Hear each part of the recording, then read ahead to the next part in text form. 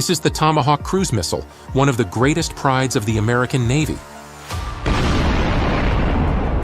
ያገረሸ የመጣው የአሜሪካና ሩሲያ ውጥረት የፑቲን ማስጠንቀቂያ ዘል ንግግር አንድምታ የሩሲያው ፕሬዝዳንት ቭላዲሚር ፑቲን ዋሽንግተን ቶማሃውክ ሚሳኤል ለዩክሬን የምትሰጥ ከሆነ የአሜሪካና ሩሲያ ግንኙነት ያበቃለታል ሲሉ በግልጽ እየተናገሩ ይገኛሉ። የሩሲያው ፕሬዝዳንት ቭላዲሚር ፑቲን ለዩክሬን ሚሳኤሎች መስጠት በሞስኮና በዋሽንግተን መካከል ያለውን ግንኙነት በእጅጉ እንደሚያሻክርና እንደሚያበላሸው በግልጽ አሜሪካን አስጠንቅቀዋል። ፑቲንም አሉ አሜሪካ ይህን ካደረገች በሞስኮና ዋሽንግተን መካከል ተፈጥሮ የነበረው አዎንታዊ የግንኙነት መስመር መፍረሱ የማይቀር ነው ብለዋል። ቶማሃውክ ሚሳኤል ለዩክሬን መስጠት አሜሪካ በጦርነቱ እንደተሳተፈች እንቆጥረዋለን ያሉት ፑቲን አዲስ ውጥረት ከመፍጠር ውጭ የሚያመጣው አንዳች ለውጥ የለም ሲሉ ቅልብጭ ያለ ማስጠንቀቂያ ዘል ንግግራቸውን አሰምተዋል። የሩሲያው መሪ ፑቲንም አሉ ምንም እንኳን የቶማሃውክ ሚሳኤሎች ለዩክሬን ቢቀርቡ በሩሲያ ላይ ጉዳት ቢያደርሱም የሩሲያ አየር መከላከያዎች ይህንን አብዝቶ ማክሸፍና መከላከል እንደሚችሉ የተናገሩ ሲሆን ቀጠል ያደርጉና በእርግጠኝነት በጦር ሜዳ ላይ ያለውን የኃይል ሚዛን አይለውጠውም በማለት የሩሲያ ጦር ሰራዊት በዩክሬን ላይ ያለማቋረጥ ድል እያስመዘገበ መሆኑን አጽንኦት ሰጥተው ተናግረዋል። ትራምፕ ሩሲያን እንደ የወረቀት ላይ ነብር አድርገው መፈረጃቸውን አስመልክቶ ለተነሳላቸው ጥያቄ ፑቲን እንዲህ ሲሉ ይናገራሉ። ከ3 ዓመት በላይ ባስቆጠረው ጦርነት ሩሲያ ዩክሬንን ቀርቶ ሌሎች ትንንሽ ጎረቤቶቿን ማሸነፍ አለመቻሉ የሩሲያን አቅም ማጣት ሳይሆን ሩሲያ ላይ አሜሪካና የአውሮፓ ሀገሮች ኔቶንም ጨምሮ ኬቭን ያለማቋረጥ ስለሚደግፉ እንደሆነ ተናግረዋል። ከጠቅላላው የኔቶ ቡድን ጋር እየተዋጋን ነው። እናም መንቀሳቀስን እንቀጥላለን፣ መገስገሳችን እንቀጥላለን። በራስ መተማመናችንም ከምንጊዜውም በላይ ጎልቶ ይታያል። እውነትም የወረቀት ነብር መሆናችንና አለመሆናችንን በተግባር እናሳያለን፣ እያሳየንም እንገኛለን ይሉና ኔቶ ራሱ ምንድነው በማለት ይጠይቃሉ። ፑቲን ሂድና ከዚህ የወረቀት ነብር ጋር ተገናኝና ይለያል በማለት ማስጠንቀቂያ፣ ስላቅና ጀግንነት የተሞላበት ንግግርና ምላሽ ሰጥተዋል። ሐሙስ ዕለት በሩሲያ ጥቁር ባህር ሪዞርት በሶቺ በተካሄደው መድረክ ላይ ፑቲን እንደተናገሩት ኃይለኛ የዩኤስ ቶማሃውክ የክሩዝ ሚሳኤሎች ለኪየቭ ማቅረቡ ለሩሲያ ስጋት ቢፈጥርም በጦር ሜዳ ላይ ያለውን ሁኔታ እንደማይለውጠው በአጽንኦት ማሳወቃቸው መነጋገሪያ ሆኗል። የአሜሪካ ወታደራዊ ሰራተኞች ቀጥተኛ ተሳትፎ ከሌለ ቶማሃውክን መጠቀም የማይቻል ነው። ይህ ማለት ደግሞ አሜሪካ በጦርነቱ ቀጥተኛ ተሳታፊ ትሆናለች ማለት ነው።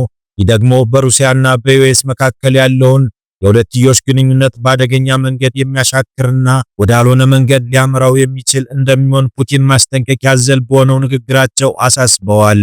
ይህ የፑቲን አስተያየት የተሰጠው ዩኤስ ዩክሬን በሩሲያ ውስጥ ጥልቅ የኃይል መሰረት ልማት ኢላማዎችን በተመለከተ መረጃን እንደምትሰጥ ከተመዘገበና ከታወቀ ብዙም ሳይቆይ ነው። ይህ እርምጃ በዋይት ሃውስ ለኪየቭ እየተደረገ ያለ ትልቅ አብሮነት መሆኑን በመግለጽ ሀገራቸው ሩሲያ በማንኛውም መንገድ የሚሰነዘርባትን ማንኛውም አይነት ጥቃት የመከላከልና የበለጠውን አጸፋዊ ምላሽ የመውሰድ ሙሉ ኃይልና ብቃት እንዳላትና እንደምትችል እርግጠኝነት በተላበሰ አኳኋን ተናግረዋል።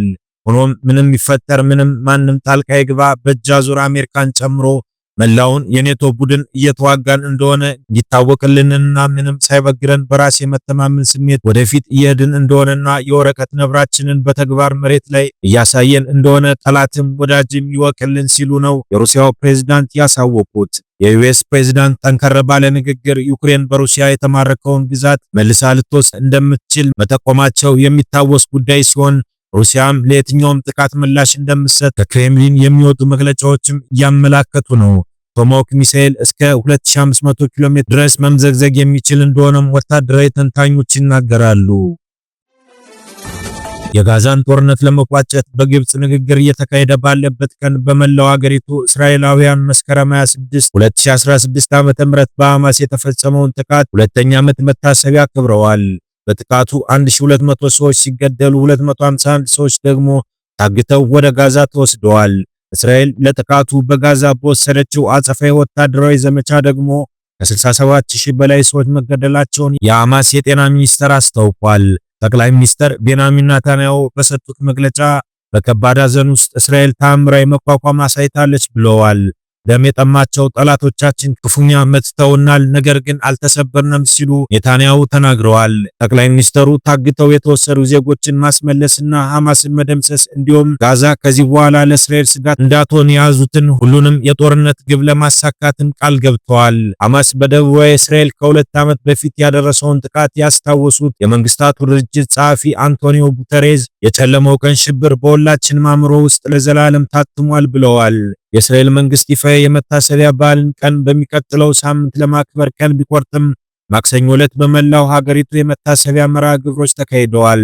በሐማስ ጥቃት የተገደሉ እስራኤላውያን መታሰቢያ በቴል አቪቭ ተካሂዷል። በሟች ቤተሰቦች የተዘጋጀው መርሃ ግብር በእስራኤል የቴሌቪዥን ጣቢያዎች የተላለፈ ሲሆን ከሰዓታት ቀደም ብሎ ደግሞ በመላው ሀገሪቱ የ1 ደቂቃ የህሊና ጸሎት ተካሂዷል። ይህ በእንዲህ እንዳለ የእስራኤልና ሐማስ የተደራዳሪዎች ቡድን በግብጽ የቀይ ባህር ሪዞርት በሆነው ሻራም አልሼክ ለሁለተኛ ቀን ቀጥተኛ ያልሆነ ንግግር ማድረጋቸውን ቀጥለዋል። ስለ ድርድሩ በቅርበት የሚያውቅ አንድ የፍልስጤም ከፍተኛ ባለስልጣን የመጀመሪያ ቀን የጠዋት ንግግር ያለ ተጨባጭ ውጤት መጠናቀቁን ገልጸዋል።